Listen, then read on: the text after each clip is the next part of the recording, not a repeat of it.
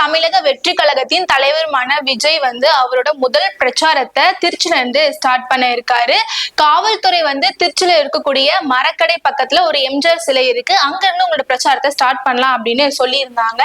அவர் ஏற்கனவே சொன்ன மாதிரி செப்டம்பர் 13ஆம் தேதியான இன்று அவர் திருச்சிக்கு வந்திருக்காரு. இதனால திருச்சியில நிறைய போக்குவரத்து நெரிசல் ஏற்பட்டிருக்கு. விஜய் போகக்கூடிய பாதையை தவிர இது எல்லா பாதையுமே போலீசார் பிளாக் பண்ணி வச்சிருக்காங்க. மரக்கடையில அவரோட பிரச்சாரம் முடிஞ்சதுக்கு அப்புறமா காந்தி மார்க்கெட், தர்பார் சாலை, பழைய பால் பண்ணை வழியா அவர் அரியலூர் வரைக்கும் அவர் போக இருக்காரு அப்படின்னு ஆல்ரெடி பிளான் பண்ணப்பட்டு இருக்கான். அவரோட பிரச்சாரம் காலைல 10:30 மணிக்கு ஸ்டார்ட் ஆகும் அப்படின்னு காவல்துறை சொல்லியிருந்த நிலைமையில இப்ப மதியம் கிட்டத்தட்ட 2 மணி ஆகுது. இப்போ வரைக்கும் அங்க பிரச்சாரம் ஸ்டார்ட் பண்ணப்படாத ஒரு சூழல் நிலவிட்டு வந்துட்டு இருக்கு. விஜயோட இந்த வருகையினால திருச்சியில் உள்ள சட்டமன்ற தொகுதிகள் மட்டும் இல்லாம புதுக்கோட்டை, திண்டுக்கல், தேனி இங்க இருக்கக்கூடிய நிறைய ரசிகர்களும் திருச்சிக்கு வந்த வண்ணமா இருந்துட்டு இருக்காங்க.